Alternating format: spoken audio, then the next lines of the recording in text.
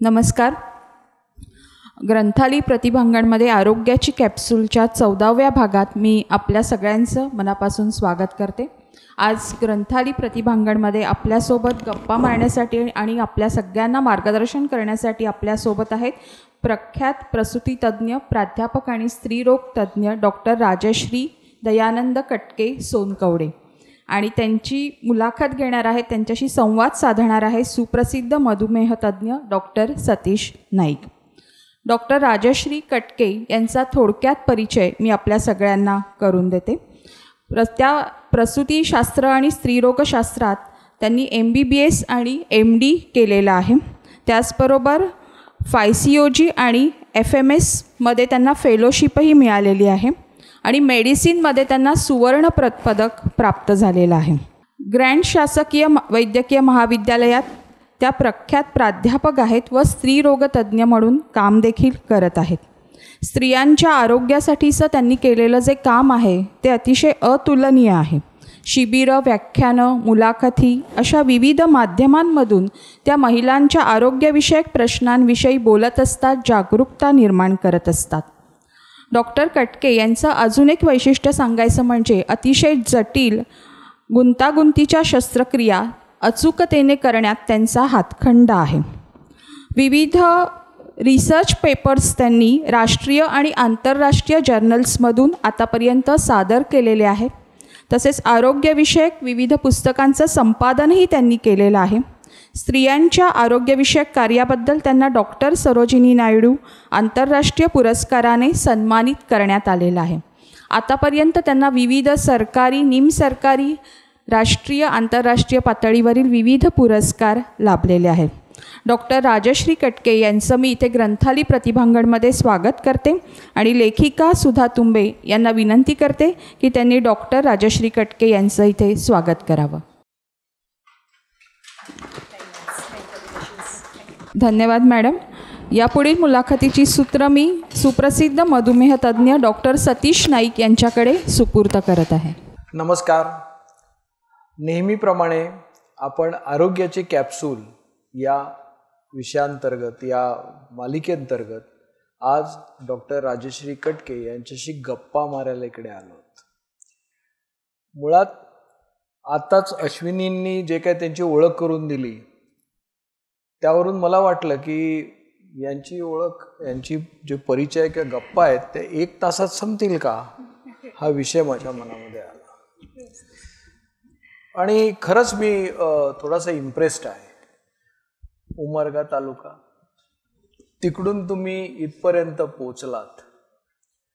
काय असतं की आम्हाला जरा थोडेसे आदर्श हल्ली कमी पडायला लागलेत, तर तुमच्यासारखे आदर्श समोर मिळावेत नवीन पिढीला, लोकांना. आणि हे तुमचा प्रवास तुम्ही कसा केलात याच्याबद्दल जरा सुरुवात करूया. येस.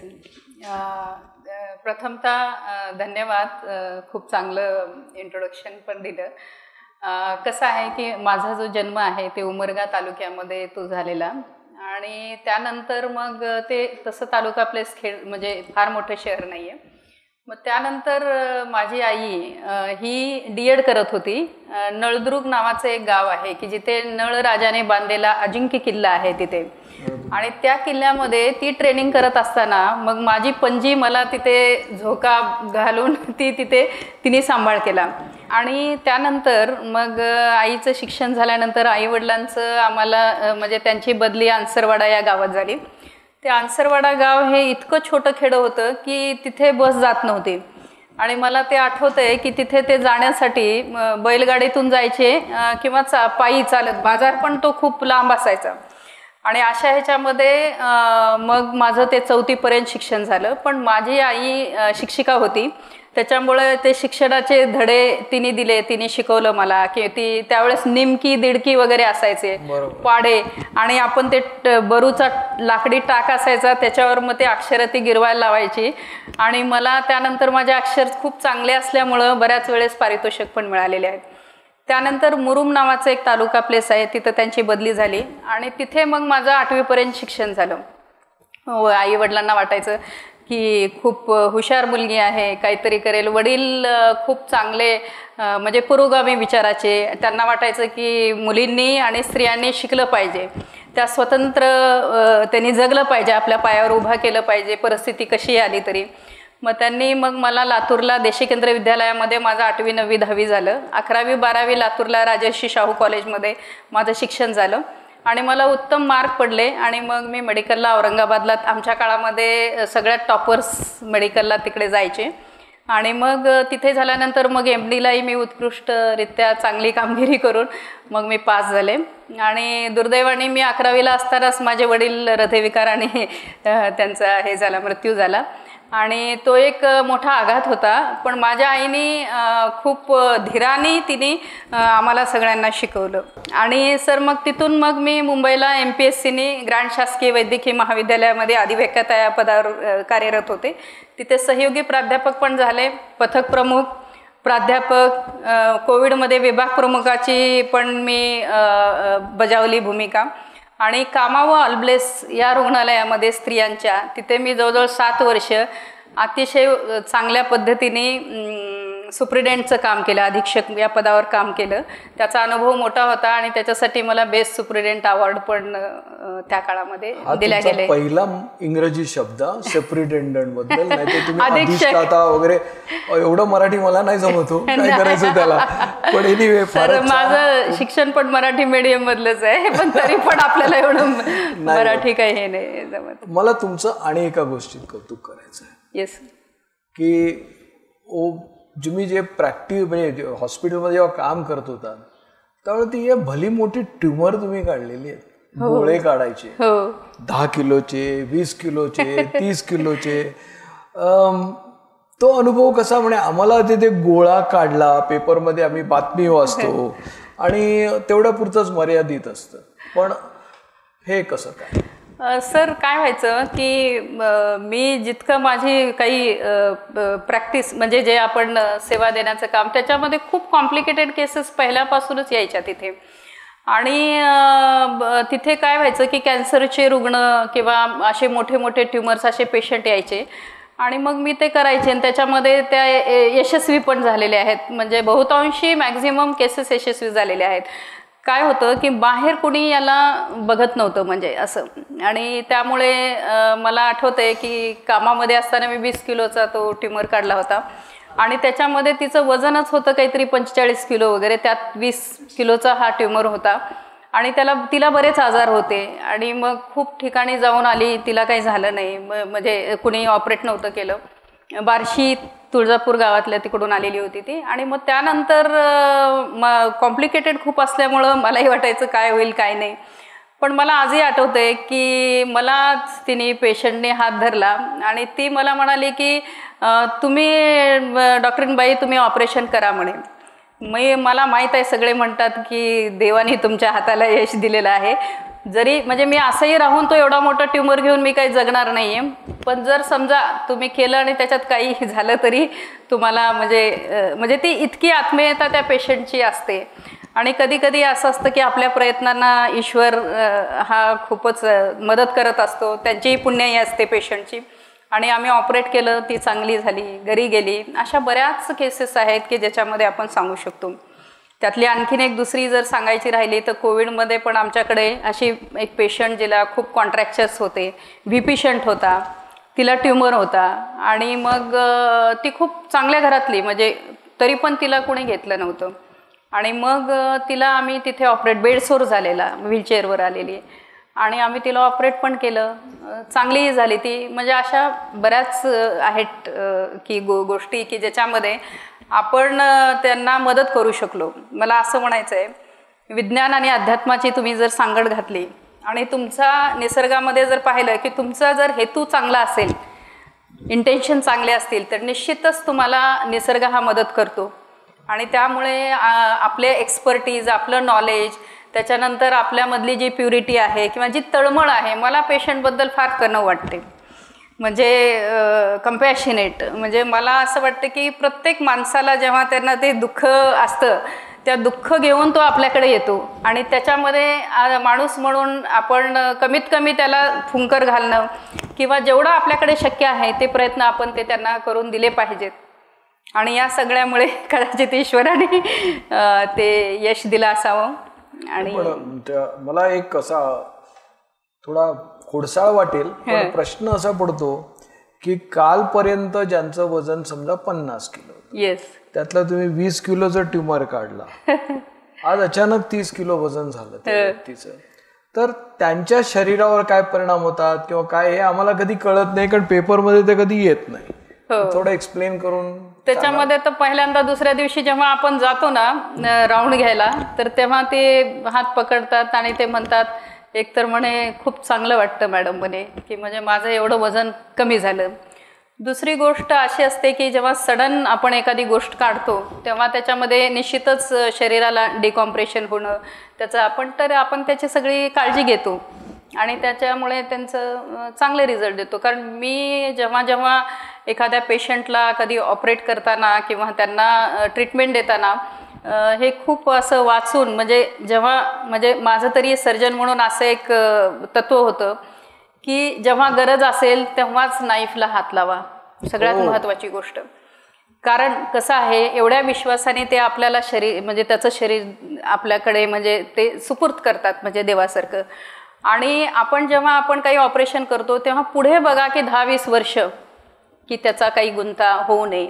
प्रत्येक डॉक्टर हा असाच विचार करतो, पण तरी पण अशा जागरूकतेने करायची म्हणजे ती सवयच लागून गेलेली आहे. तर मला असं पेशंट आणि त्याची रुग्णसेवा हा केंद्रबिंदू आहे सर. आणि त्याच्यामध्ये तुमच्या म्हणजे आता मी ज्या वेळेला मेडिकल कॉलेजला होतो त्यावेळेला नुकताच कुठे सोनोग्राफी या गोष्टीचा शोध लागला होता. पण ओव्हर अ पिरियड आता जे बघायला गेलं सोनोग्राफी कॉमन झाली आहे, कुठेही तुम्हाला करायला करून मिळते, काही प्रॉब्लेम नाही. त्यात आणखी अडचणी आहेत, म्हणजे मुलाबाळाचं सेक्स सांगायचं नाही, हे सांगायचं, या सगळ्याच्याकडून एक गोष्ट जर आम्हाला थोडी कळू दे की सोनोग्राफीने तुम्हाला किती गोष्टी, कारण पूर्वी तर कित्येक स्त्रिया त्या नुसत्या ह्याने जायच्या ट्युबल प्रेग्नन्सी किंवा असं एक्टोपिक प्रेग्नन्सीने, तर ह्या एका इन्व्हेस्टिगेशनने तुमचं आयुष्य कसं बदललंय हे जर आपण लोकांना सांगूया का?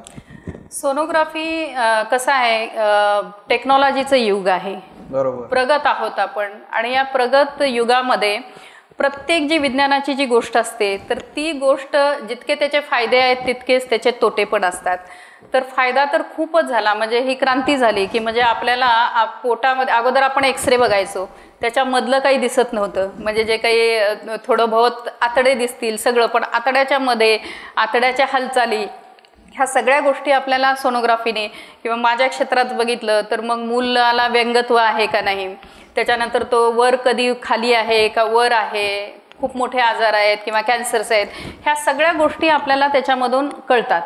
हा त्यांचा म्हणजे आपण जर म्हणलं की अल्ट्रासाऊंड हे वरदान आहे, सोनोग्राफी हे वरदान आहे, पण त्याच्यामध्ये कधी कधी कसं होतं की नाण्याला 2 बाजू असतात. तसं जसं वरदान आहे तसं काही लोकांनी त्याच्यामध्ये ते सेक्स डिटर्मिनेशन करण्यासाठी किंवा मुलगी नको मुलगा व्हावा यासाठी पण त्याचा दुरुपयोग झालेला आपल्याला दिसून आला. त्यासाठी आपल्याला कायदा पण आहे आपल्या देशामध्ये, त्याला आपण PCPNDT ॲक्ट म्हणतो. आणि या कायद्याच्या अंमलबजावणीने आज आपण बघितलं तर मुलगा आणि मुलगी यांचा जो रेशो खूप खाली गेला होता, म्हणजे 749 पर्यंत पण खाली गेला होता. आणि ही फार मोठी सामाजिक समस्या होती. आणि याच्यामध्ये हे कायद्याच्या अभावे जे काही लोक करत होते हे, मग त्या मला त्याच्यामध्ये बंधनं निर्माण झाली. आणि आता चांगला आपला तो रेशो पण हे होतोय, म्हणजे आता तो सुधारतोय, वाढतोय आता. आणि सामाजिक अवेअरनेस पण फार महत्त्वाचा आहे की त्याच्यामध्ये की समाजामध्ये मुलगा असो मुलगी असो एकच असतं. खरं तर असं म्हणतात किंवा मुलगी असेल तर म्हणे मग ती काय इकडं जाणार म्हणजे तिकडंच जाणार, पराया धन आहे असं, पण तसं खरं काहीच नसतं त्याच्यामध्ये. कसं आहे, प्रत्येक जीव हा जन्माला येतो, मग तो मुलगा असो मुलगी असो, आपण कोणाला जीवन देत नाही तर आपल्याला काहीच अधिकार नाही की त्याला मारण्याचा अधिकार तो नाही, तो नसावा. आणि कुणी करू नये, कुणी करत असेल तर त्यांनी थांबवावं अशी माझी इच्छा आहे.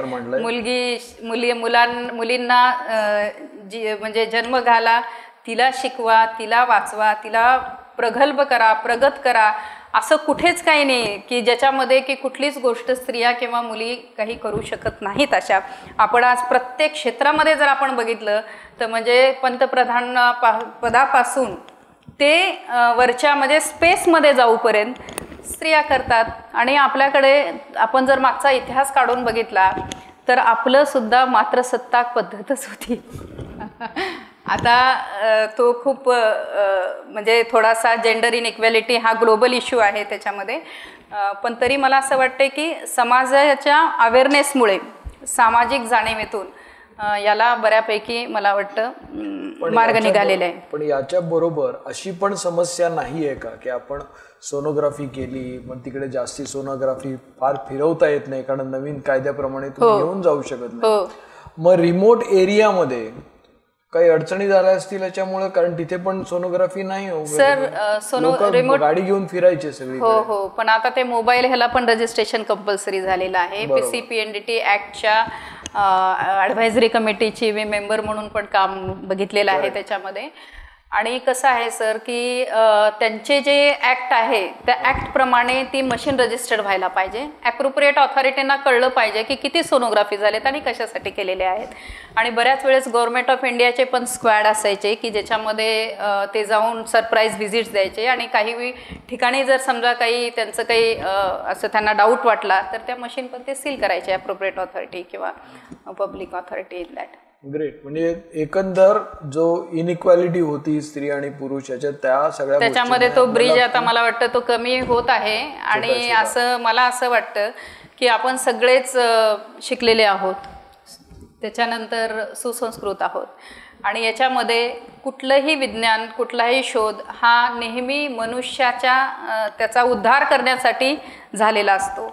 आणि त्या मनुष्याच्या उद्धारासाठी जर आपण त्याचा वापर केला तर ते मला वाटतं चांगलं आहे.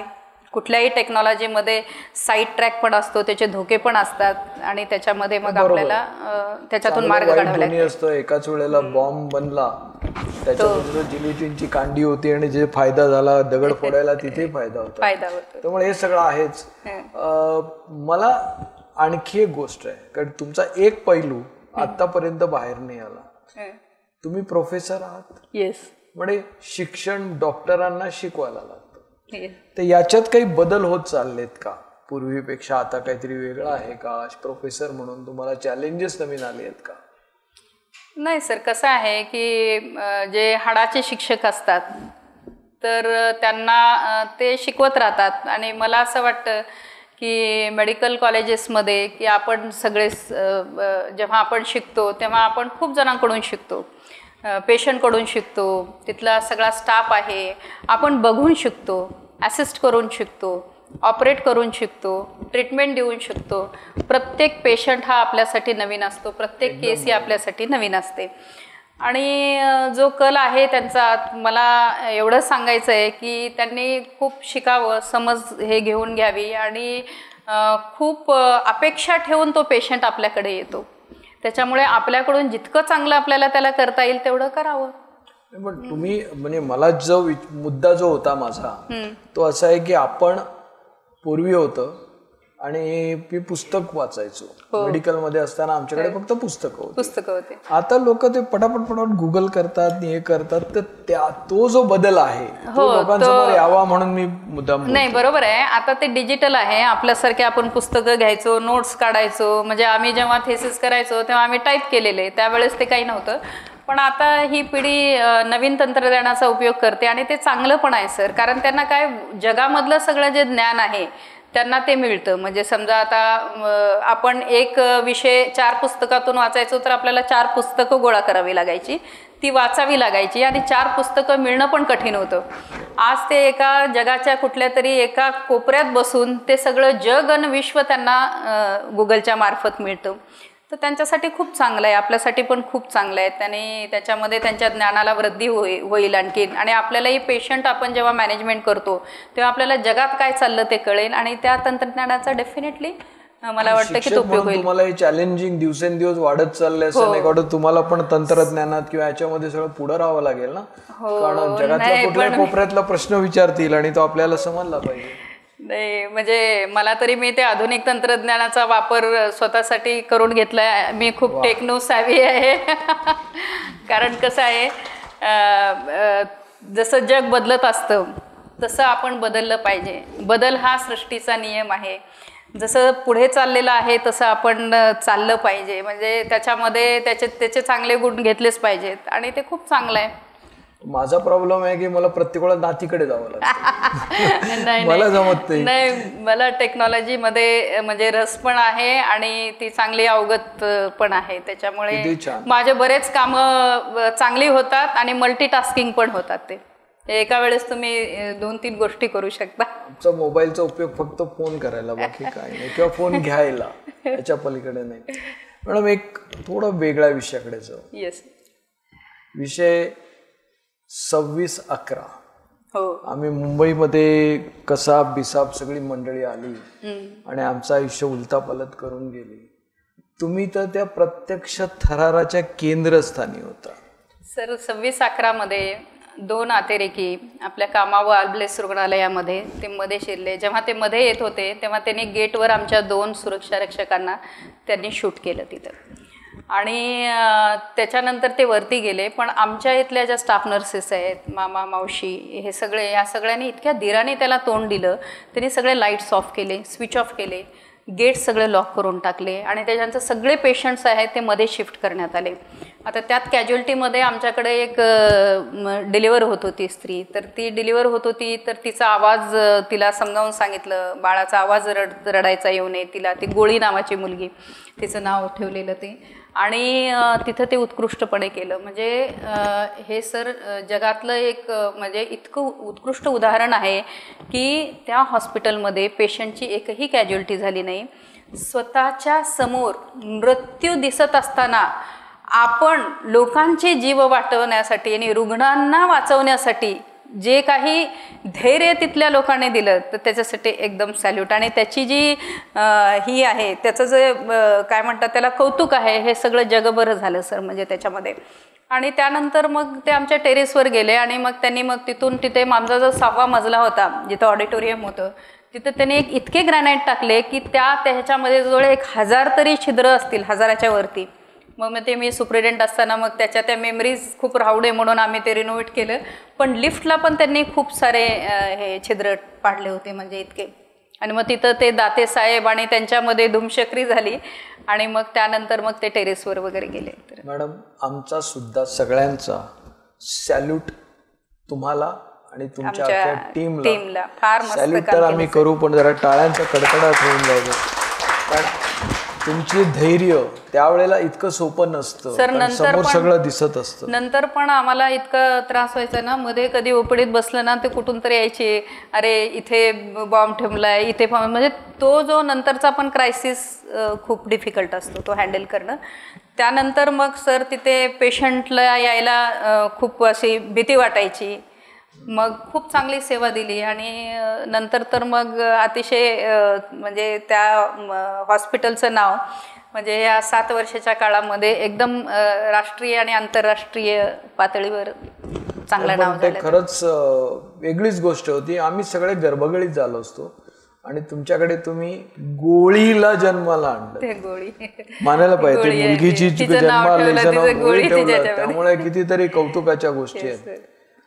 आता थोडं परत वेगळं म्हणजे असं की मला वाटतं बान की मून युनायटेड नेशनचे general secretary Shri Ban Ki Moon तर तिथे आले होते. त्यावेळेस आमचे ॲडिशनल चीफ सेक्रेटरी बांतिया साहेब होते. आणि मग त्यांच्या त्या ह्याच्यानी आणि गव्हर्नमेंटच्या ह्याच्यानी म्हणजे खूप हॉस्पिटलमध्ये खरं तर ती व्हिजिट होणार होती. पण लकीली ते आम्ही एक प्रेझेंटेशन दिलं. बांतिया साहेब म्हणाले की आपण ते प्रेझेंटेशन देऊत आणि त्यांच्या सगळ्या ह्याच्यानी मग ती व्हिजिट कामाला झाली. म्हणजे ते शेवटपर्यंत कळायची नाही की त्यांचं खूप इंटरनॅशनल सिक्युरिटी टाईट असते त्याच्यामध्ये. आणि मग त्यांनी जवळजवळ 1 तास 40 मिनिट तिथे राऊंड घेतला. मीच ते प्रेझेंट करत होते आणि खूप अतिशय आपण जे म्हणतो ना इव्हॉल्ड आणि अशी ते पर्सनॅलिटी त्या आणि त्यांच्या मिसेस मग त्यांना आम्ही सगळे ते पेशंटचं दाखवलं. ते खूप खुश झाले की त्या प्रेग्नंट बायकांना ते बघताना. तर ते म्हणाले it is so good, I mean you people are giving so much of good care to the patients from the government of India and all. आणि आम्ही त्यांना त्या सगळ्या गोष्टी त्यांना सांगितल्या, आमच्या स्कीम्स काय आहे, ते बाळ बघितले. त्याच्यानंतर सर त्याच्यामध्ये ना WHO, त्याच्यानंतर जेनिवा, हे सगळे हेड त्यावेळेस तिथे होते. म्हणजे इव्हन टेड्रोस ते हे सगळे तिथे आले होते, HIV हेड आहे ना. आणि मग HIVच्या ह्याच्यामध्ये आपण ज्या पद्धतीने काम करतो आणि आपण त्या काळात जी ट्रीटमेंट दिली होती आणि त्या ट्रीटमेंटवर जे मुलं, तर त्यांनी 1-2 मुलांना ते बोलले, म्हणजे ते 8-10 वर्षाचे होते आणि ते खूप खुश झाले म्हणजे इतक्या चांगल्या याच्यामध्ये. आणि त्यानंतर त्यांची व्हिजिट पण खूप चांगली होती.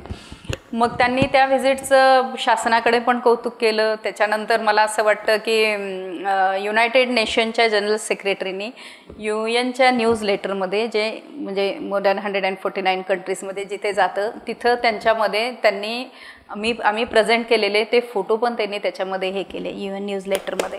And that was the best thing.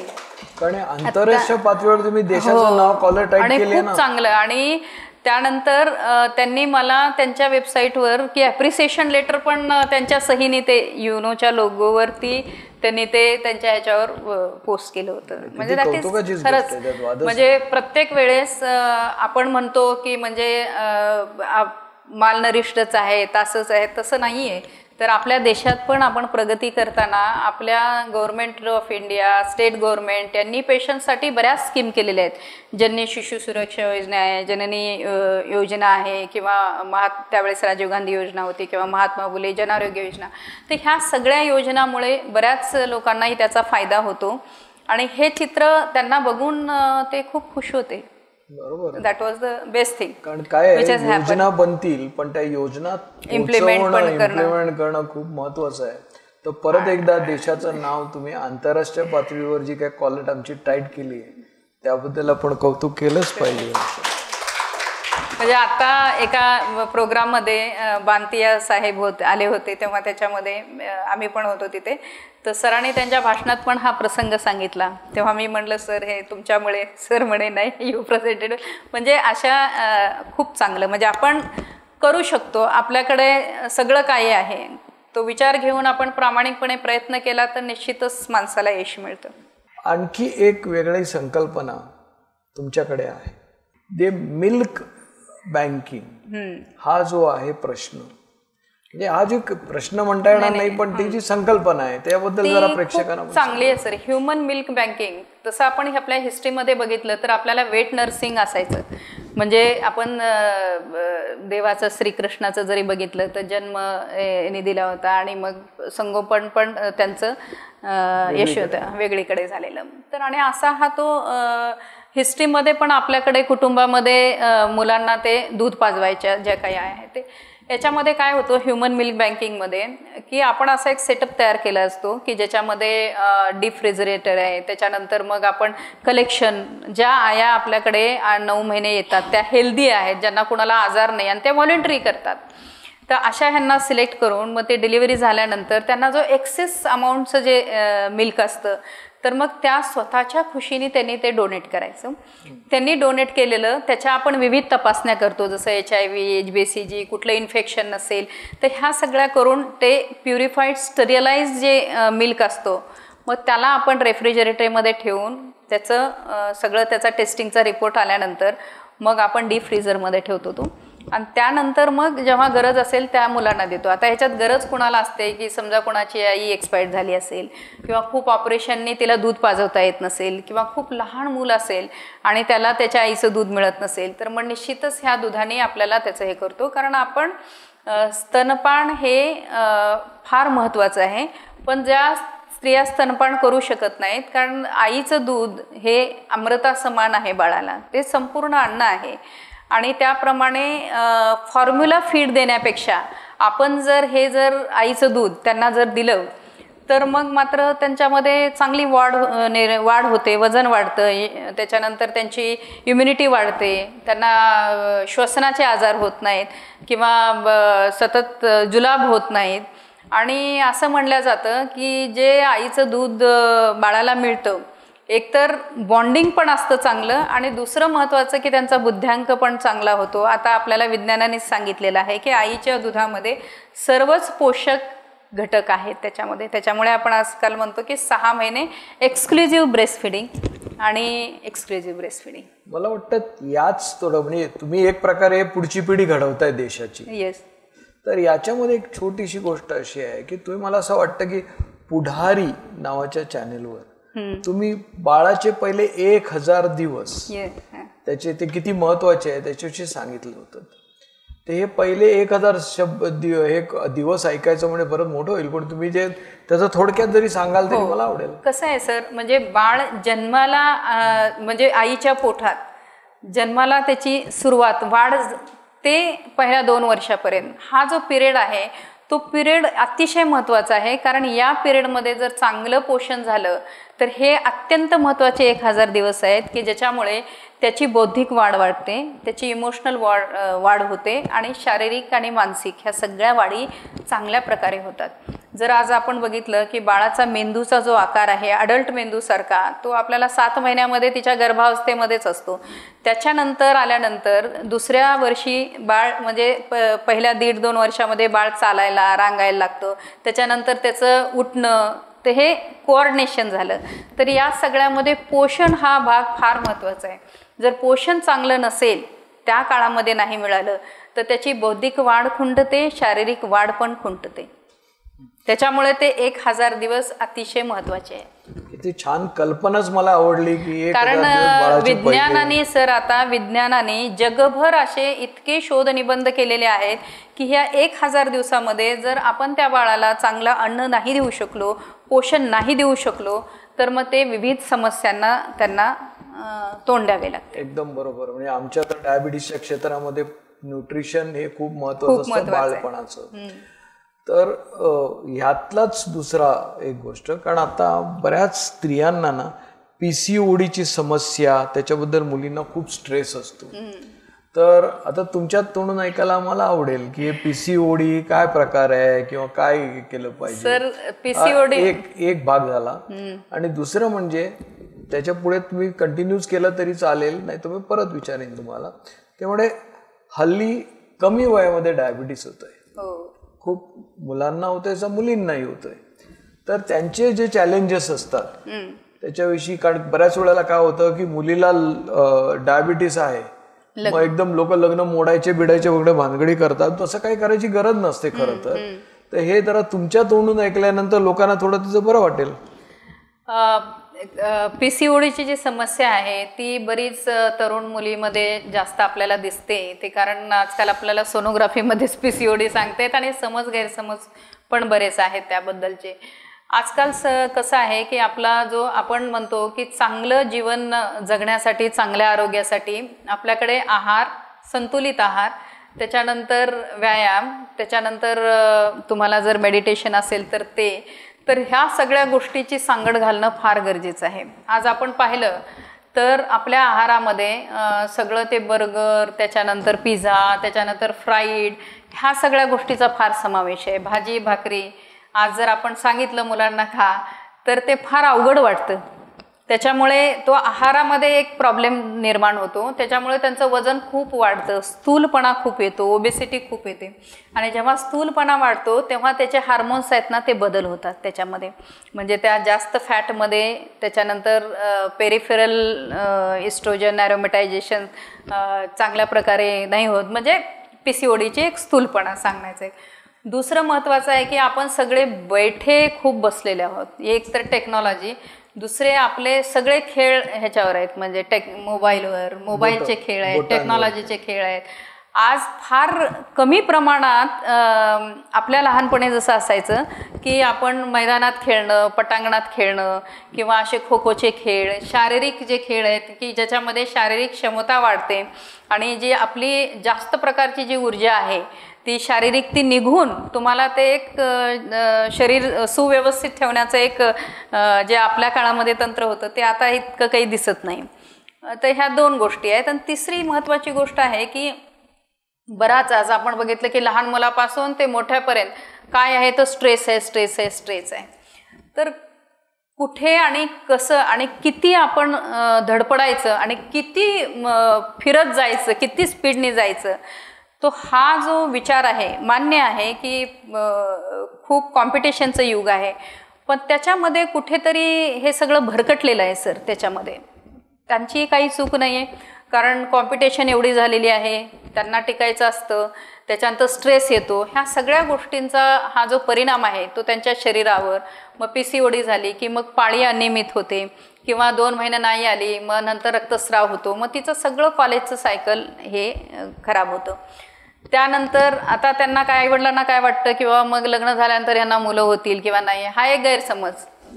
म्हणजे जरी समजा मुलं व्हायला वेळ लागत असेल पण तरी त्याला औषधं आहेत, उपचार आहेत. आणि ते जर समजा अशा मुलींनी त्यांनी व्यायाम केला, मी माझ्याकडे आले की पहिल्यांदा सांगते की 2 महिने व्यायाम करायचे, चालायचं, चांगलं जेवण करायचं, जरा वजन कमी करून यायचं आणि मग त्याच्यानंतर औषधं घ्यायची गरज असेल तर ते पद्धत काय माहितीये का, माझ्या एका मित्राने ट्रेडमिल घेतलं व्यायाम करायला. नाही, मी त्याला म्हटलं काय रे ट्रेडमिल काय करतोस याच्यावर, तर म्हणा काय नाही, माणूस ठेवलाय व्यायाम करायला. तर अशा सगळ्या गोष्टी. आणि डायबिटीसचं तसंच आहे, 2030 मध्ये तर इंडिया आपलं कॅपिटल होईल असंच आहे त्याच्यामध्ये. तर त्यामुळे एक न्यूज देतो, आत्ताच झालेलं आहे पण तरी. तर त्याच्यामुळे मला वाटतं की आहाराकडे खूप चांगला. आणि फक्त एक पॉझिटिव्ह मेसेज द्या की एखाद्या मुलीला डायबिटीस असेल म्हणून तिला लग्नाच्या याच्यातून बाद करणं हे चुकीचं आहे. मॅडम तुमच्या तोंडून येऊ दे म्हणे जरा चांगलं होतं ते. मधुमेह हा जीवनशैलीचा आजार आहे, तो काही आजार नाही आहे. त्याच्यामुळे त्याच्या मधुमेहाचं त्याचा आजार हा नक्कीच निघून जातो आणि ती फार मोठी अशी काही समस्या नाही आहे की ज्याच्यामुळे तुम्ही लग्न करताना त्याच्यात काही बाधा होऊ शकेल किंवा मुलं होऊ शकणार नाही, असं काहीही नाही आहे. जगभरात आजकाल जर बघितलं की आपल्या ज्या बैठी बसण्याच्या ज्या खूप सवयी आहेत आणि शारीरिक खेळ श्रम कमी पडल्यामुळे हे होतं. आणि जेव्हा तुम्ही एक्झरसाईज कराल आणि खूप चांगलं संतुलित आहार गेला, डेफिनेटली तुमचा डायबिटीस हा रिव्हर्स होतो. सर तर मधुमेह तज्ञच आहेत, पण मी सांगते की रिव्हर्सलचे पण चान्सेस आहेत त्याच्यामध्ये. नाही, ज्यावेळेला मी म्हणतो की त्या मुलीला रिजेक्ट करण्याचं कारण काय, आणि तसं योग्यच नाहीये. कारण कसं आहे की आज समजा मुलीला झाला, उद्या मुलाला असेल तरी, आणि उद्या लग्न झाल्यानंतर समजा झाला, तर त्याच्यामुळं हे प्रमाण मला असं वाटतं की चुकीचं आहे की तुम्ही लग्न मोडण्यासाठी. मॅडमने आता सांगितलं, एक छान गोष्ट सांगितली. ते म्हणे काय की मॅडम आम्ही घरी भाकरी आणि टोमॅटोची चटणी खाल्ली आहे, त्यात भाकरीला टोमॅटोचा सॉस लावला, त्याच्यात थोडं चीज टाकलं की त्याचा पिझ्झा होतो. भाकरी पिझ्झा आमच्याकडे बनतो. आम्ही इव्हन इटलीमध्ये सुद्धा जो ओरिजिनल पिझ्झा आहे त्याच्यामध्ये असं काही नव्हतं, अमेरिकनाइज पिझ्झा आहे. इटलीमध्ये वूड फायर्ड पिझ्झा असतो आणि तिकडे भाकऱ्याच असतात सगळ्या. म्हणजे आम्ही भाकरी बिकरी ते सुद्धा खायला हरकत नाहीये, पिझ्झा म्हणून खायच्या. आता भाकरी म्हणायचं बंद करायचं, भाकरी पिझ्झा त्याला नाव जे आहे ते. कारण कसं आहे की त्यांनाही आता समजलेलं आहे प्रगतशील देशांना की आहाराचं किती महत्त्व आहे, मायक्रोन्यूट्रिएंटचं किती महत्त्व आहे. आणि त्यामुळे बरेच आजारांना आपण सामोरं जातो. तुम्ही मेडिकल क्षेत्रामध्ये बरंच काम केलंय.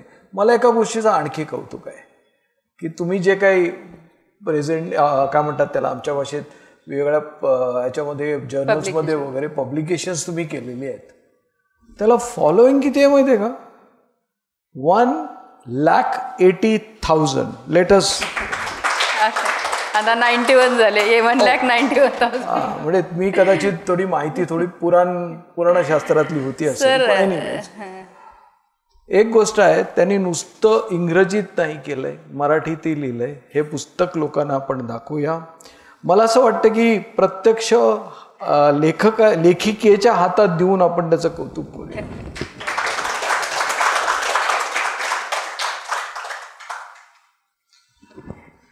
आत्ताच थोड्या यांनी सांगितलं, आमच्या अश्विनी मॅडमनी सांगितलं की तुम्हाला खूप पुरस्कार मिळालेत. तुमचा इथला कारण कितीतरी पुरस्कार आहेत, मी किती नावं घेऊन किती सांगू, तर या जरा याच्याविषयी बोला.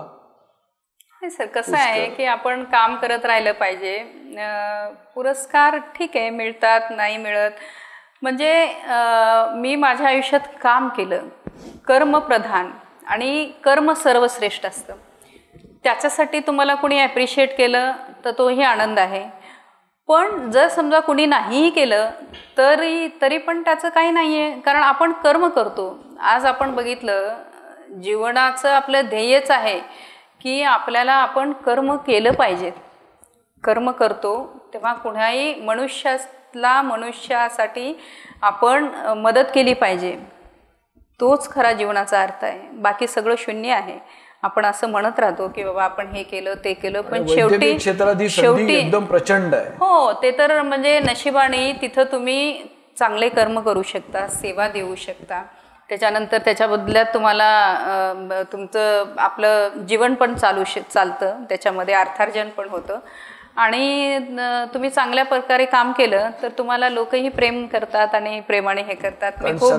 सगळ्यात कुठल्याही स्त्रीच्या आयुष्यातला आनंद हा मातृत्वाचा, येस, आणि तो तुम्ही देताय. बरोबर आहे की नाही? मातृत्वाचा आनंद प्रत्येक स्त्रीच्या आयुष्यातला सगळ्यात मोठा होतं. तेच एक वाक्य आहे मॅडम, तुम्हाला मी सांगतो, स्त्री जर माता होणार नसती तर कुठल्याही पुरुषासाठी ती जगली नसती. जग असं एक वाक्य आहे. तर ते स्त्रीला मातृत्व हे निसर्गाने दिलेली दैवी देणगी आहे. ती जर समजा राहिली नसती तर जगच झालं नसतं ना सर निर्माण. बरोबर म्हणजे तेवढेच राहिले असते. तर याच्या पुढच्या ज्या गोष्टी आहेत, तुम्ही कॅम्प्सचे अनुभव मला सांगा. सर, कॅम्प्स आमचे भरपूर असे होते की ज्याच्यामध्ये आपण खूप ग्रामीण भागामध्ये, त्याच्यानंतर नंदुरबारसारख्या ठिकाणी, नवापूर, शहादा, म्हणजे जिथं काही ठिकाणी तर म्हणजे तिथे लाईटसारखं किंवा असं चालणं पण कठीण असायचं. तर तिथे आम्ही जायचो, कॅम्प केलेले. म्हणजे इवन गव्हर्मेंटतर्फे पण त्याच्यामध्ये बऱ्याच ठिकाणी कॅम्पला, किंवा शहरी भागात पण जर आपण कॅम्प करतो तर आता उदाहरणादाखल तिथे म्हणजे निदान करणं, त्यांना बघणं, आणि सगळ्यात महत्त्वाचं त्यांना आम्ही गर्भाशयाच्या मुखाचा कॅन्सर किंवा ब्रेस्ट कॅन्सरसाठी पण स्क्रीनिंग करायचो. तर मला चांगलं आठवतं, एक नंदुरबारच्या तिथे एक स्त्री होती आणि तिला बराच मोठा फायब्रॉईड होतं आणि पेशंट पण तिला पण तिला खूप तिथं वेदना सुरू व्हायला लागल्या, म्हणजे पोटात खूप दुखायला लागलं.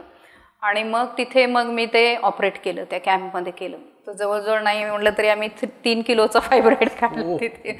मला आजही आठवते की त्यावेळेस कॅम्प आमचे माननीय नामदार गाविस साहेब होते, तर त्यांच्या इकडे केला होता तो, आणि त्यांनी ते ह्याच्यामध्ये पण टाकलं होतं ते गव्हर्नमेंटच्या वेबसाईटवर.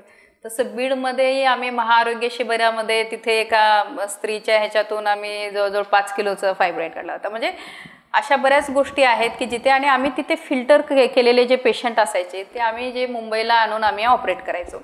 तर तिथं बीडच्या ह्याच्यामध्ये तिथे एक वृद्ध आई होत्या, म्हणजे आजी होत्या. त्या मला वाटतं काहीतरी 76-77 वर्षाच्या असाव्यात, आणि बराच मोठा म्हणजे तिला ट्युमर होता. मग मी कामामध्ये त्यांना सगळं इन्व्हेस्टिगेट केलं आणि तिथं ऑपरेट केलं. तर ते जवळजवळ 7.2 kgचं कॅल्सिफाईड फायब्रॉईड होतं. मोठे आकडे टाकत्या किलो मध्ये. नाही, ते पब्लिश्ड ऑथेंटिक आहे ते. आणि नाही पण ते काय आहे की तिथं आम्ही मग त्या आजी एवढ्या खुश झाल्या म्हणजे त्याच्या ह्याच्यामध्ये.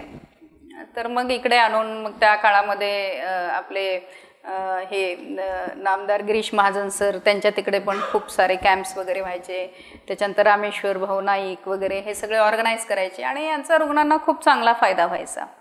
आणि ही एक प्रकारची सेवाच आहे, किंवा तिथे जाऊन तुम्ही बघणं, आणि हा एक वेगळा आणि चांगला अनुभव असायचा की, आणि खूप प्रेम करतात लोक पेशंटचं. मला तर सर भाग्यवान आहे की पेशंटने खूपच प्रेम केलं. म्हणजे मी जेव्हा कधी तर राऊंड घेत असताना त्या एकदम चेहऱ्यावरून, डोक्यावरून अशा आया हात हे करायच्या. म्हणजे सगळ्यात मोठी देणगी तर तीच आहे. आणखी एक समस्या ज्याच्याविषयी आमचे काही मित्र, उदाहरणार्थ एक निखिल दातार म्हणून आहेत. हो, निखिल. ते निखिल तो माझे मित्र आहेत चांगले, माझे चांगले, तुमचेही चांगले असणार.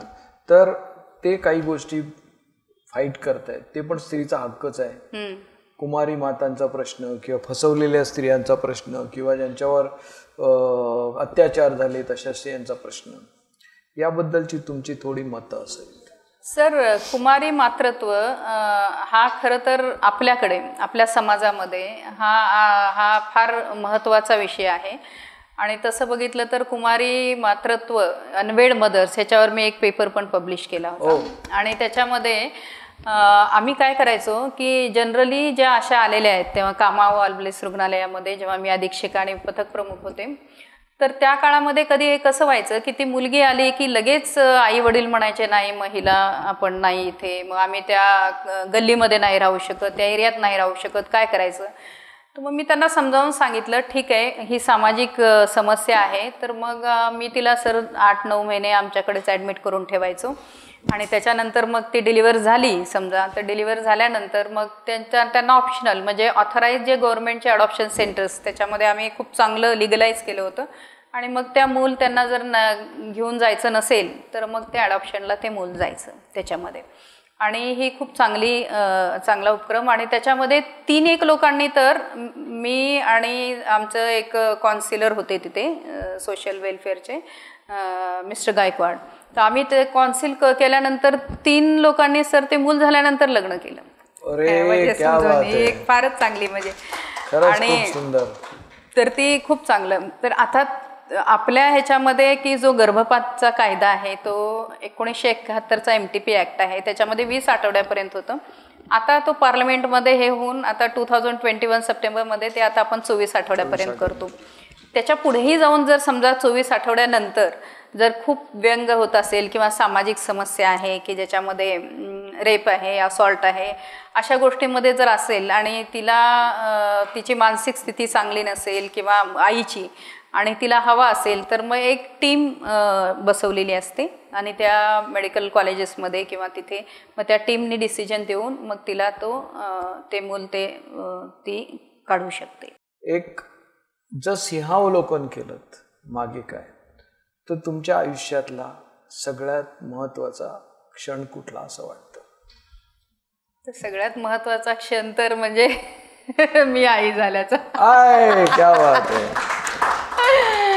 तो एक महत्त्वाचा. आणि दुसरा म्हणजे महत्त्वाचा जेव्हा माझे सगळे रुग्ण सर ते चांगले होऊन प्रेमाने जायचे, ते महत्त्वाचं आहे. कारण आपण केलेलं कर्म असतं आणि त्याला आपण जी सेवा देतो. माझं नेहमीच असं होतं की म्हणजे माझं पहिल्यापासून मी शिकल्यानंतर पण MD झाल्यावर रुग्णसेवा हीच ईश्वर सेवा.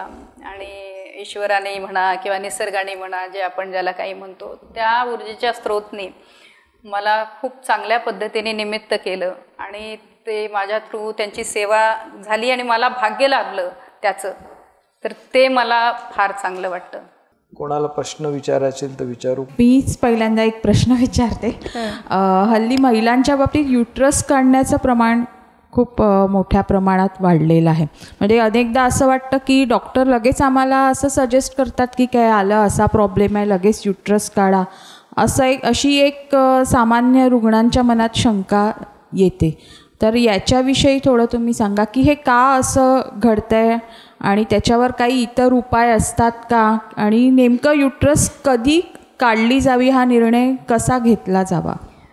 गर्भाशयाची पिशवी काढणं की ज्याला आपण युट्रस काढणं किंवा हिस्टेक्टॉमी म्हणतो, खरं तर गरज असली तेव्हाच काढायला पाहिजे. आणि हे जर समजा पाळीत खूप अति रक्तस्राव होत असेल आणि त्याच्यामध्ये किंवा फायब्रॉइडच्या मोठ्या गाठी असतील आणि आपण मेडिसिन देऊन जर समजा त्याच्यामध्ये काहीच सुधारणा होत नसेल तर मग ते काढणं योग्य आहे. आणि त्यानंतर मग दुसरी गोष्ट की म्हणजे साध्या गोष्टीसाठी आता माझ्याकडे पण खूप पेशंट्स असे येतात की मॅडम आम्हाला थैली काढायला सांगितलेली आहे आणि काढतो. तुम्ही कितीतरी पेशंटला कॉन्सिल करते की याची गरज नाही, आता तुम्ही काढू नका. तुम्ही त्याच्यामध्ये जर खूप गाठी असतील किंवा कॅन्सरची लागण होणार होत असेल किंवा अतिशय रक्तस्राव होत असेल आणि पण त्याच्यामध्ये तुम्हाला मेडिसिन्स देऊन किंवा तुमचे हिस्टोस्कोपीचे ऑपरेशन्स करून जर समजा ते थांबत नसेल तर शेवटचा उपाय म्हणून युट्रस काढणं हा आहे. त्याच्यामुळे छोट्या फायब्रॉइड्स असतील 1-2 वेळेस अंगावर जात असेल तर तुम्ही घाबरून जाऊ नका, डॉक्टरांकडे जा, योग्य निदान करून घ्या आणि त्याच्यानंतर मग त्याचा उपचार करून घ्या. नमस्कार. हॅलो, नमस्कार. ऐकू येतं? पहिल्यांदा तुम्हाला मी खरंच एक कॉम्प्लिमेंट देते की तुम्ही इतकं मातृत्व असं तुमच्या चेहऱ्यावर दिसतं की पेशंट्स तर अर्ध्याधिक तुमच्याकडे बघूनच बरे होत असतील. हो, ते म्हणतात हा एक हे आहे सर मॅडम, हे पुस्तक लिहिण्याचं कारण ते हेच आहे की माझे जवळजवळ म्हणजे माझा कुठलाही पेशंट हा परत म्हणजे कुठेच जात नाही. माझे 20-20 वर्षाचे पेशंट माझ्याकडे प्रेमाने येतात. ते हेच म्हणतात की आम्ही बऱ्याच वेळेस भेटायला येतो. मी म्हटलं का, तर नाही म्हणे मॅडम तुम्हाला बघितल्यावरच आम्हाला बरं झाल्यासारखं वाटतं. म्हणजे हा जो एक त्यांचा विश्वास आहे, हे ईश्वरी देणगी आहे तुमच्याकडे. आता मला एक प्रश्न विचारायचा आहे की हल्ली मुली खूप उशिरा चान्स घेतात मुलं मातृत्व व्हायला. तर तुम्ही आम्हाला कॅमेऱ्यावर सगळ्यांना सांगा की बरोबर वय कुठलं, की म्हणजे हल्ली 38-40 कुठल्याही वयात त्या मुलींना मातृत्व हवं असतं. तर हे कितपत योग्य आहे का, किती डेंजरस आहे ह्याच्यामध्ये, हे सांगू शकाल का? हो, कसं आहे की आजकाल आपण बघितलं तर मुलींचा कल, मुलींचा शिक्षणाकडे कल, त्याच्यानंतर मग खूप करिअरचं, शिक्षणापर्यंत खूप चांगली गोष्ट आहे. मग करिअरच्या पण 1-2 वर्षापर्यंत पण ठीक आहे. त्याच्यानंतर मग ते खूप दिवस प्लॅनिंग करतात आणि मग त्याच्यानंतर मग मूल होत नाही सर. म्हणजे खूप दिवस प्लॅनिंग, खूप दिवस गोळ्या वगैरे घेऊन, आणि त्यांना असं वाटतं की मग टेक्नॉलॉजीचा वापर करून आपण 30-35 अशा वयापर्यंत, किंवा ते कुठेतरी सेलिब्रिटीचं ऐकतात किंवा त्यांनी ते ओहम ठेवलेले आहेत प्रिझर्व, मग आपण तसं करू शकतो. पण मला एक गोष्ट सांगायची आहे, निसर्गाच्या नियमामध्ये आपल्याला बालपण आहे, तारुण्यपण आहे, त्याच्यानंतर मध्यावस्था आहे, वृद्धावस्था आहे, आणि प्रत्येक अवस्थेमध्ये आपल्याला, म्हणजे नॉर्मली सांगते 10-15% एक्सेप्शन सोडा, प्रत्येक अवस्थेमध्ये आपल्याला काही गोष्टी ह्या निसर्गाने करायला दिलेल्या जबाबदाऱ्या आहेत. तर त्याच्यामुळे जेव्हा तुम्ही तुमचं एज्युकेशन संपवता तेव्हा निश्चितच तुम्ही लग्न झाल्यानंतर खूप काळ स्वतःला म्हणजे असं फॅमिली प्लॅनिंग न करता तुम्ही मला वाटतं मुलांचा विचार केला पाहिजे. आणि योग्य वय जर असं बघितलं तर आपण, तर आता जर बघितलं तर ग्रॅज्युएशनच 24-25व्या वर्षी होतं, पण काही हरकत नाही. 30-1 वर्षापर्यंत, मी तर म्हणते 27-28, पण जास्तीत जास्त 30 म्हणा, 32 म्हणा, पण काही जण 38-40-35 असे राहतात. तसं ते करू नका, कारण त्यात मुलं व्हायला उशीर लागतो. त्याच्यानंतर कधी वय जसं वाढतं तसं त्याच्यामध्ये व्यंगत्व खूप होतं आणि मग त्या मुलांना तो एक खूप त्रास होतो. आणि तिसरी महत्त्वाची अशी गोष्ट मला म्हणायची आहे, ठीक आहे उशिरा लग्न झालं, उशिरा मुलं, ते मान्य आहे, म्हणजे ते आपलं नशीब किंवा निसर्ग, ते जे काही असेल ते. पण नंतर आपणच आपल्या ह्याच्याने ते खूप वाढवत जायचं. पण जेव्हा ते मूल मोठं होईल, त्याच्या जबाबदाऱ्याला घ्यायला त्यावेळेस आपलं वार्धक्य येतं, मग आपण ते पेलू नाही शकत. त्याच्यामुळं सारासार सगळ्यांनी या आपल्या जीवनमानाचा विचार करावा आणि निर्णय घ्यावा. आणि दुसरी महत्त्वाची गोष्ट की म्हणजे सगळ्यांना असं वाटतं किंवा की मुलं आपण उशिरा केली, पहिलं आम्ही त्यांना हे करतो, त्याच्यासाठी आपण आर्थिक नियोजन केलं पाहिजे, आम्हाला सेटल व्हायला पाहिजे. पण मी बऱ्याच वेळेस त्यांना कॉन्सिल केले की राहतं घर आहे, खायला प्यायला आहेत, आजी आजोबा म्हणतात नाही आम्ही सांभाळतो, तर मग काय चान्स घ्यायला काहीच हरकत नाही त्याच्यामध्ये. म्हणजे आर्थिक प्रयोजनासाठी पण बरेच जण म्हणतात की सेटल होत, सगळं करूत आणि मग उशिरा. आणि आम्ही असे बरेच पेशंट पाहिलेले आहेत की असं प्रोलॉंग करून मग त्यांना ते वंध्यत्व येणं किंवा इन्फर्टिलिटी होणं, मग IVF-साठी जाणं, तर अशा गोष्टीच्या समस्या पण उद्भवतात. त्याच्यामुळे एक माझा प्रश्न, येस, हल्ली ना बऱ्याच ठिकाणी गायनेकॉलॉजिस्ट किंवा अशा ठिकाणी ते लोक कॉर्ड ब्लड जपून ठेवायला सांगतात स्टेम सेलसाठी. त्याच्याबद्दल तुमचे विचार सांगा. सर त्याच्यामध्ये असं आहे की ते स्टेम सेल प्रिझर्वेशन तुम्ही केलं तर मुलाला उद्या कुठे काही झालं तर त्याचा ते सेल्स वापरता येतील. जर समजा असेल तुमच्याकडे फॅसिलिटी तर करून ठेवायला काही हरकत नाही. पण हेच व्हावं म्हणजे असं रुटीनची तशी काही गरज नाही, म्हणजे असं मला वाटतं. कारण त्याच्यामध्ये समजा जर एखाद्या वेळेला इलेक्ट्रिसिटी फेल झाली, हो, तर ते असे प्रश्न आहेतच ना, काय नाही म्हणाला. आणि दुसरी महत्वाची गोष्ट, आपल्याला याला लॉंग टर्म बेस पण नाहीये. म्हणजे ही संकल्पना येऊन काही फार म्हणजे असे डिकेट्स झालेले नाही, स्टडीज तेवढ्या, म्हणजे आपल्याला हे माहिती नाहीये की हे कॉर्ड ब्लड मधल्या ज्या स्टेम सेल्स आहेत त्या प्रिझर्व केल्यानंतर पुढे आपल्याला किती वर्ष त्याचे लॉंग टर्म इफेक्ट्स आपल्याला माहिती नाहीत, म्हणजे ते किती काळ टिकेल, काय करेल ते शेवटी जेनेटिक बदल पण होऊ शकतात, बदल होऊ शकतात ना कॅन्सरमध्ये वगैरे.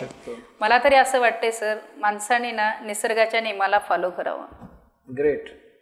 आजच मी एक सुंदर कविता लिहिली होती निसर्गात. नाही ते मोठी आहे. फक्त मला एवढंच म्हणायचं आहे की निसर्गाच्या याच्यावरती आपण माणसाने निसर्गासाठी खूप हे केलं, म्हणजे की निसर्गाच्या पुढे जाऊन म्हणजे बदल झाले. समजा ह्याच्यासाठी केलं, समुद्रामधल्या सगळ्या आपण हे केल्या, टोलेजंग इमारती बांधल्या, सगळं झालं. पण त्याच्यानंतर म्हणजे हा सगळा हे वाढलं ना, भूकंप वाढला, दुष्काळ वाढले, सगळं इकॉलॉजी चेंज झाली आपली ह्याच्यामध्ये. तर माझं असं म्हणणं आहे की आपण कितीही तसा विचार केला टेक्नॉलॉजीचा, तरी हा निसर्ग हा आपल्यापेक्षा पुढेच आहे आणि त्याने बऱ्याच वेळेस आपल्याला ते दाखवून दिलेलं आहे. त्याच्यामुळे जे नॅचरल आहे, जे सहज आहे, जे शक्य आहे ते आपण करावं. प्रश्न विचारायचा आहे. आजकाल गाठी, विविध गाठींचं प्रमाण सीज झालेले असतात आणि असा गैरसमज आहे की त्या कॅन्सरच्याच आहेत. तर ते काय एक्झॅक्टली काय आहे? आणि दुसरा माझा प्रश्न आहे की सध्या खूप ब्रेस्ट कॅन्सरचं प्रमाण वाढलेलं आहे, तर ते कशामुळे आहे आणि त्याच्यावरती काय उपाययोजना करायला पाहिजेत स्त्रियांनी?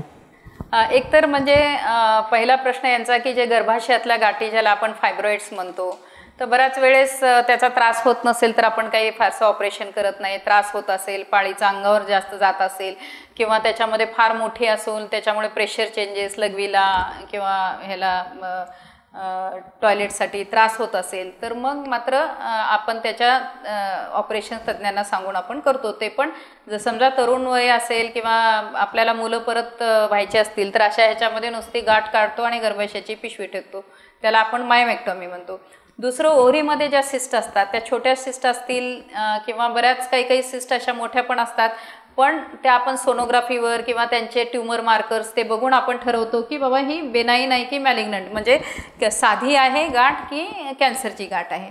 त्याच्यामुळे साईज बघून घाबरू नका. जो बऱ्याच आम्ही 10, 15, 20 अशा किलोच्या ज्या काढल्या आहेत त्या ह्याच्यामध्ये त्या कॅन्सरच्या नाही आहेत, पण आणि काही ज्या आहेत त्या छोट्या पण आहेत, पण त्या कॅन्सरच्या असू शकतात. तर शेवटी ते सगळं बघून तज्ज्ञ हे करून आपण केलं पाहिजे. मला एवढंच सांगायचं आहे की जे काही तुम्हाला आजार आहेत आपल्याला, म्हणजे पेशंटला, तर त्यांनी ते तज्ज्ञांना दाखवले पाहिजे, त्याच्या तपासण्या करून घेतल्या पाहिजेत. आजकाल टेक्नॉलॉजी इतकी चांगली आहे की इवन कॅन्सर पण पहिल्या स्टेजेसमध्ये आले तर त्याच्यामध्ये सर आपण खूप चांगल्या पद्धतीने त्यांना जीवन देऊ शकतो किंवा 5 year सर्व्हायवल रेट हा खूप चांगल्या पद्धतीने असतो. असे कितीतरी कॅन्सरचे सर्व्हायवल्स आहेत की जे लोकांना चांगल्या पद्धतीने असे उदाहरणादाखल हे करतात आणि ते इन्स्पिरेशनल पण आहेत त्यांच्यासाठी. तर हा एक. आणि दुसरा जो स्तनाचा जो कॅन्सर आहे तो पण त्याचं प्रमाण आता जास्त वाढलेलं आहे. हेच त्याच्यामध्ये हार्मोनल इम्बॅलन्सेस आहेत, जेनेटिक, समजा आईला झाला असेल, मावशीला, काकीला असेल, तर मग त्याच्यामध्ये प्रमाण त्याच्यामध्ये वाढतं, किंवा बहिणीला असेल तर जेनेटिक्स आहे. त्याच्यानंतर आहारातले बदल, आणि मेन म्हणजे सर जेनेटिक्स किंवा BRCA1, BRCA2, म्हणजे ह्या ज्या गोष्टी आहेत की इपिडॉमॉलॉजी आपल्या काळात जी होती डिसीजची ती आता बऱ्यापैकी सगळी बदलत झालेली आहे. मग त्याला वातावरण आहे, अन्न आहे, त्याच्यामध्ये आपण पाहिलं किती पेस्टिसाइड्स असतात त्याच्यामध्ये, आपण कितीही धुतलं तरी आपण हे सगळं, ते ह्या सगळ्यांचा परिणाम होऊन तर त्या गाठी होतात. पण ह्या ज्या गाठी जेव्हा स्तनामध्ये होतात तेव्हा निश्चितच मला एक गोष्ट सांगायची आहे की स्त्रियांनी जेव्हा आपण आंघोळ करतो, शावर घेतो, तेव्हा कमीत कमी 1 महिन्यात तरी आपण तिथे जर समजा आपण आपल्या हाताने, आपल्या पाम ज्याला म्हणतो आपण, तळ हाताने जर आपण बघितलं अशा गोलाकार ह्याच्याने कुठे जर हाताला गाठ लागली तर निश्चित डॉक्टरकडे जा, ते तपासून घ्या. प्रत्येक गाठ ही कॅन्सरचीच असते असं नाही आहे. पण जर समजा गाठ आली आणि ती वाढत असली किंवा तुमच्या त्या ह्याच्यामधून, निप्पलमधून काही रक्तस्राव होत असेल किंवा आणखीन काही होत असेल, तर कुठलंही अडचण असेल तर तज्ज्ञांना जरूर दाखवा. ती दाखवल्यानंतर त्याचे आपल्याला निदान होतं आणि मग त्याच्यावर आपल्याला उपचार करणे शक्य होतं.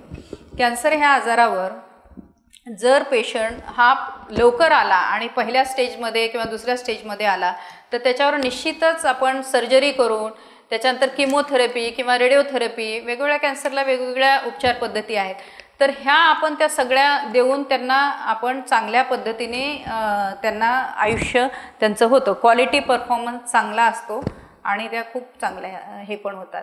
तर थोडक्यात तुम्हाला म्हणजे सकारात्मक दृष्टिकोन जीवनाचा, त्याच्यामुळे अशा पेशंट्सनी कधीही धीर न खचता आपण त्याला सामोरं गेलं पाहिजे. आणि मी असे म्हणजे आता 25 वर्ष आहेत की माझी सेवा झालेली आहे आणि मी बऱ्याच कॅन्सरच्या रुग्णाबरोबर काम केले, उपचार केलेले आहेत त्यांच्यावरती. तर बरेच रुग्ण हे खूप काळापर्यंत जगत आहेत, जगलेले आहेत, त्यांच्या उमेदी पण खूप आहेत, ते दुसऱ्या रुग्णांना पण ते खूप मदत करतात. त्याच्यामुळे कधीही मनाला खचून जाऊ नका, स्वतः धीर घ्या. आणि आजकाल खूप चांगल्या पद्धती आहेत रेडिएशन देण्याच्या आणि कॅन्सरचे ड्रग्स पण खूप चांगल्या पद्धतीने हे झालेले आहेत. आता मला वाटतं आपण आपल्या सांगतेकडे आलेलो आहोत, तर मी मॅडमने एक रिक्वेस्ट करणार आहे की जनरल स्त्रियांना त्यांच्या आरोग्याची काळजी कशी घ्यावी याबद्दल एक 5 टिप्स द्या. 5 म्हणजे जास्त देऊ शकता, फक्त 5 सांगितलं. एक तर सगळ्यात महत्त्वाची गोष्ट की आपल्या शरीरामध्ये कधीही जर समजा आजार आपल्याला काही लक्षणं आढळले तर लाजू नका. कधी काय होतं की ते खूप लाजतात आणि काही सांगत नाहीत. फॉर एक्झाम्पल जर समजा ह्याच्यामध्ये मायांगामध्ये समजा बाहेर येत असेल किंवा गाठ असेल, छातीत असेल, तर त्या सांगत नाहीत. तर ते सांगणं फार गरजेचं आहे. जोपर्यंत तुम्ही सांगत नाही, जोपर्यंत तुम्ही डॉक्टरकडे जात नाहीत, तर तोपर्यंत त्याचं निदान होत नाही. आणि जर दुर्दैवाने एखादा जर मोठा आजार असेल तर मग ती शेवटची स्टेज येऊन जाते. तर ते एक महत्त्वाचं आहे. दुसरी महत्त्वाची गोष्ट मला सांगायची आहे की स्त्री आई असते, ती आयुष्यभर सगळ्यांचं बघत असते, करत असते. जेवण झाल्यावर पण ती उशिरा स्वतः जेवते. त्याच्यानंतर तिला आजार असला तरी ती करते, नाही माझ्या मुलांसाठी, पतीसाठी, या सगळ्यांसाठी. तर मला सांगायचं आहे की तिच्यासाठी कुटुंबाने खूप मोठं लक्ष दिलं पाहिजे. म्हणजे मग ते पती असतील, मुलगा असेल, मुलगी असेल, तर त्यांनी लक्ष दिलं पाहिजे की म्हणजे आईमध्ये काही बदल होतात का, तिला त्रास आहे का, ती आजारी आहे का, आणि मग त्यांनी तिला डॉक्टरकडे न्यायला पाहिजे. पण आई आजारी असताना पण करतच राहते आणि हे लक्षात खूप कमी येतं. पण आईला मुलं आजारी असले की पटकन लक्षात येतं आणि मग ती धावत पळत जाते. त्याच्यामुळे आईचं म्हणजे ही दुसरी गोष्ट आहे. तिसरी महत्त्वाची गोष्ट अशी आहे की प्रत्येक ठिकाणी तुम्ही शहरी आणि ग्रामीण भागात पण सरकारी, निमसरकारी, प्रायव्हेट ह्या सगळ्या हॉस्पिटल्समध्ये सुविधा उपलब्ध असतात. तर तिथे तुम्ही जाऊन दाखवणं फार गरजेचं आहे. म्हणजे प्रिकॉशनरी, जसं आता डायबिटीस आहे, शुगर आहे, किंवा ब्लड ग्रुप बघून घेणं किंवा BP तपासून घेणं. त्याच्यानंतर ह्या ज्या कॅन्सरच्या पॅप्समेअरच्या टेस्ट आहेत, ब्रेस्ट कॅन्सर स्क्रीनिंग आहे, तर ह्या ज्या टेस्ट आहेत ते तुम्ही वयाच्या 40 वर्षानंतर किंवा तो तुम्ही शक्य असेल तिथे त्या करून घेणं उपयोगाचं, हे प्रतिबंधक उपाय म्हणून त्याच्यामध्ये. आणि चौथं सगळ्यात महत्त्वाचं स्त्रियांना मला सांगायचं आहे, स्वतःसाठी थोडा वेळ काढा. कारण कसं आहे की तुम्ही तुमच्यासाठी वेळ काढणं फक्त हे तुम्हाला शक्य आहे. तुम्ही मुलांसाठी वेळ काढता, सगळ्यांसाठी वेळ काढता, पण स्वतःसाठी कमीत कमी आठवड्यातून 3 दिवस 40 मिनिट वेळ काढा आणि चालत राहा. तुम्ही साध्या चाललात तरी चालेल.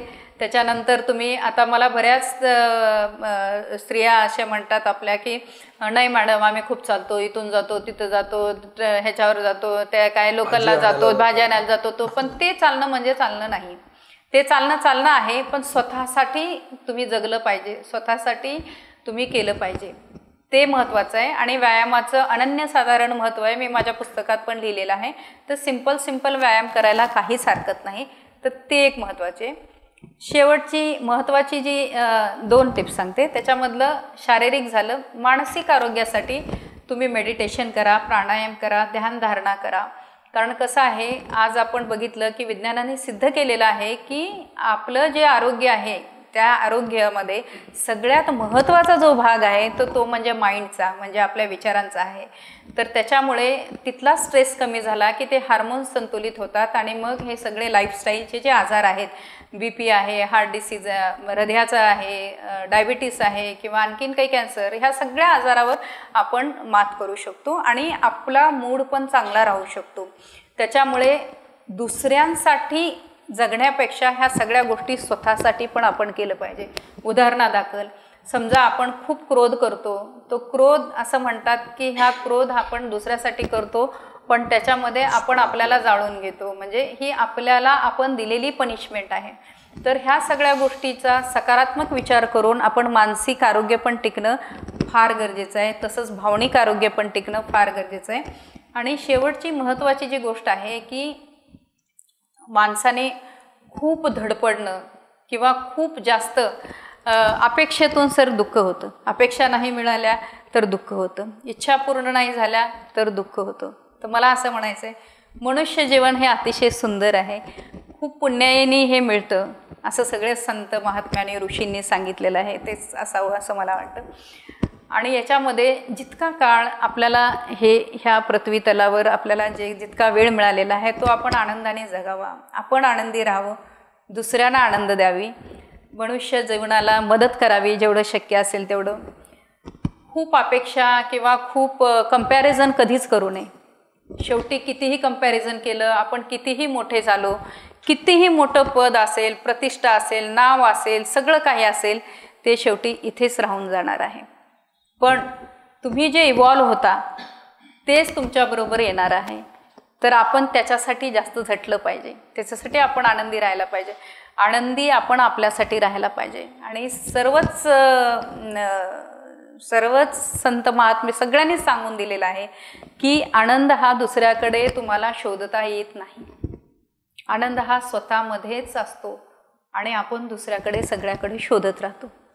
बरोबर आहे की नाही? बरोबर, एकदम तर बरोबर. तो शोध थांबवा आणि स्वतःच्या मनातलाच दीप, आत्मदीप भवंतो ज्याला आपण म्हणतो, तो हे करा, स्वतःमध्ये आनंदी हे करा. तुम्ही स्वतः युनिक आहेत, प्रत्येक माणूस हा युनिक असतो, म्हणजे हा मोठा हा छोटा, हे काम मोठं हे काम छोटं असं कधीच काही नसतं. तुम्ही जन्माला आलात म्हणजे तुम्ही खूप युनिक आहात, तुम्ही खूप पुण्य केलं आहे म्हणून तुम्हाला हा जन्म मिळालेला आहे. आणि त्याच्यामध्ये तुम्हाला आणखीन चांगली करण्याची निसर्गाने ईश्वराने संधी दिलेली आहे. त्याचं तुम्ही खूप चांगल्या पद्धतीने, मला असं वाटतं की आपण सगळ्यांनीच त्याचा वापर करावा, आणि असं मला वाटतं. तर ह्या टिप्स असाव्यात. मी टिप्स सांगण्याची काही मोठी नाही आहे, पण मला असं वाटतं की अशा पद्धतीने आता या एवढ्याशा गोष्टीमुळे तुमची रेंज कळली. रेंज काय आहे की आम्ही सुरुवात केली तुमच्या उमरग्यापासून, शिक्षण, वैद्यकीय शिक्षण करता करता शेवटी तत्वज्ञानाने अंत केला आपल्या कार्यक्रमाचा. तर डॉक्टर कटके मॅडम, तुम्ही इथे आलात, खूप खूप खूप आम्हाला देऊन गेलात. हां, तुमच्याही आयुष्यात अशीच भरभराट, अशाच सगळ्या चांगल्या गोष्टी होत राहत. आणि एक इच्छा आहे, एक दिवशी तुमच्या नावापुढे पद्मश्री लागलेला आवडेल आम्हाला. तर असं काहीतरी होत जाऊ दे आयुष्यामध्ये, कारण तुम्ही खूप छान छान आता सांगितलं, एवढं तुमची रेंज आहे, तुमच्याकडून लिखाण चांगलं व्हावं. आज तुम्ही इथं आलात आणि काही काळासाठी आमचंही आयुष्य समृद्ध केलं, त्याबद्दल आरोग्याची कॅप्सूल आणि ग्रंथालीच्या वतीनं मी तुमचे खूप खूप आभार मानतो. असाच लोभ पुढेही ठेवत राहा या इच्छेसह आज इथेच थांबतो. मला 1-2 मिनिट मला सगळ्यांचे धन्यवाद म्हणायचे. सर, माझं पुस्तक करताना सुदेश सर त्यांनी ते वाचून मला हे केलं, त्यांचेही धन्यवाद. जोशी सरांनी खूप चांगल्या पद्धतीने हे केलं, मला मार्गदर्शन केलं, त्यांचेही धन्यवाद. धनश्री मॅडम, योगिता मॅडम त्यांनी सांगितलं, आपल्या मॅडम, त्यानंतर मला संपूर्णपणे प्रोत्साहन नेहमीच देत राहिल्या राही विडेताई, त्यांचंही धन्यवाद. आणि सर, आई वडिलांचे आशीर्वाद, त्याच्यानंतर माझ्या कुटुंबामध्ये माझे पती डॉक्टर दयानंद कटके, तर ते नेहमीच सपोर्टिव्ह आणि खूप चांगल्या पद्धतीने, आणि माझ्या मुली, स्त्रीच्या मागे पुरुष असतो असं तुम्ही सांगताय. आणि सोनम आणि मोनिशा यांनी नेहमीच प्रोत्साहन, इथे माझे विद्यार्थी आहेत त्या सगळ्यांनी पण मला प्रोत्साहन दिलं. आणि तरी मी ईश्वरचरणी ह्या सगळ्यांसाठी खूप चांगली प्रार्थना करते, त्यांना चांगलं आरोग्य, आयुष्य आणि भरभराटीचं जीवन देवो ही ईश्वरचरणी प्रार्थना करते. आणि प्रत्येकांचे आभार मानून, ऋण व्यक्त करून मी धन्यवाद करते प्रत्येक.